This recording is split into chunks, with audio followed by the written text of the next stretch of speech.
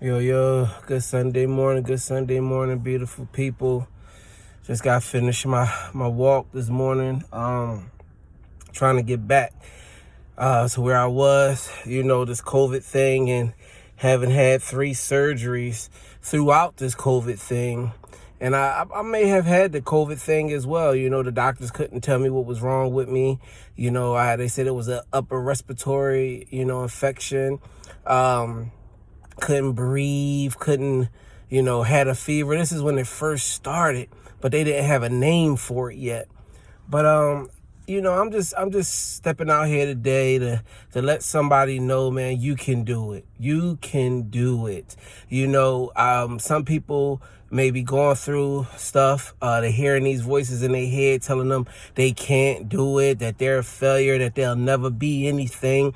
Those voices come from trauma that you faced when you were a child. An adult may have told you that. Maybe it was your parents, your aunts, your teachers, a boyfriend, a girlfriend of your mother's, or of your father's, or something like that. And they told you were worthless, that you'll never amount to anything, because they couldn't understand what was going on with you. Some of us suffered with emotional issues. Some of us suffered with, mental illness. Some of us even suffered with, learning disabilities. But our parents wasn't knowledgeable of it. So we went through school. We went through life thinking that, we would never be good enough, that we would never, be able to amount to anything. So then we get into these relationships with other people that treat us the same way as those people treated us, because we were hurt.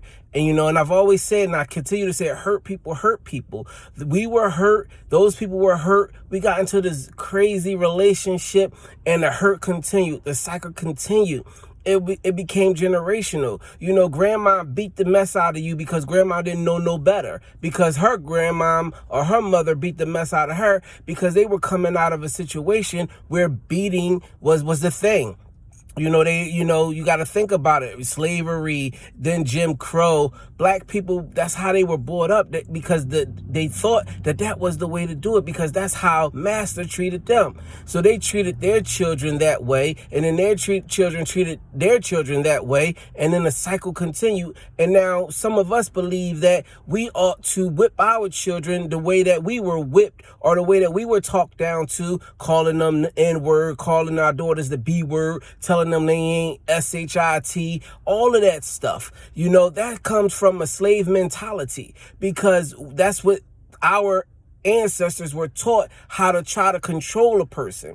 We got to remove ourselves from that type of thinking and understand, yes, I believe in, consequences for your actions, but I do not believe that a man or a woman, should talk to a child as if they're nothing, as if they're an animal. We should not be cursing at our children. We should not be, telling them they ain't crap. We should be lifting them up. Yes, if they do something wrong, we reprimand them, but then we reprimand them in love. We let them know what it is that they did wrong. You don't want your children to go through life feeling the same pain that you felt. You don't want your children going through life getting in those same relationships that ain't going nowhere, those same abusive relationships, whether it's emotional abuse, physical abuse, mental abuse, whatever that abuse is. You don't want your children going through that.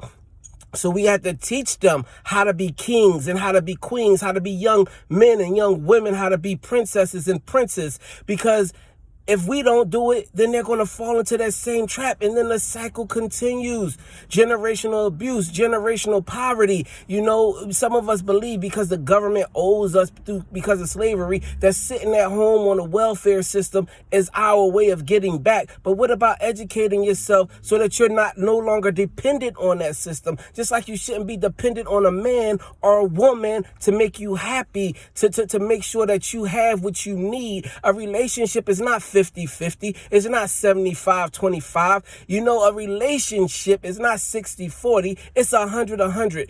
You give all of you, she give all of her, he give all of him, she give all of her, whatever way it may go.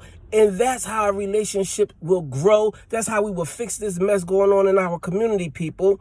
Stop letting those voices of those people that tried to destroy you keep you from fulfilling your dreams. keep you from achieving your goals, keep you from understanding your purpose. It's up to you to seek what it is. And I'm going to say it this way because this is how I believe. It's up to you to seek what it is that God has for you. I tell my children, and I tell them all the time, I tell my wife, we can do all things through Christ that gives us strength. All things. But if we're sitting on our behind and we're waiting for something to fall out of the sky, it's not going to happen. Because faith without works is dead. You must move. Get out of them broken relationships, people. If you've been sitting with a man or a woman for 5 and 10 years and that relationship is stagnant and is still in that same place, it's time for you to move. If you've been sitting in a job and they're not respecting you and they're not, giving what you believe that you're worth, start seeking new employment. I'm not saying jump ship and leave your job. No, because you have bills to pay. You have to be smart and you have to be strategic. But it's time for you to start looking elsewhere and even creating your own. If you have a talent, if you have a gift, if there's something that's been burning inside of you, if there's something that God will not allow you to put down or forget, start working on that now. All this time we've been sitting at home through COVID. It's time for us to seek God. It's time for us to understand what it is that he's been trying to reveal to us in this time of strife, in this time of stress, in this time of commotion, even with this presidency. God does not care about what's going on because we are made strong even in our weakness through him. He makes us strong. His strength is perfect. Start focusing on your goals. Look in the mirror.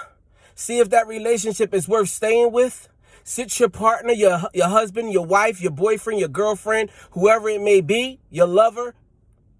Sit them down and let them know things are going to change. Because we can't continue to walk this way. Because we ain't getting nowhere. Aren't you tired of being in the same place? Aren't you tired of feeling those same pains and hurts? Aren't you tired of posting those same social media comments about men ain't crap, women ain't crap, a man is this, a man is that? No, it's the man or the woman that you're choosing. Aren't you tired of seeing these babies dying in the street? Then we must do something about it. They're angry, they're hurt, they're frustrated, and it starts at home most of the time. Let's stop abusing one another. Let's stop hurting one another, and let's start loving one another. It's time for a change.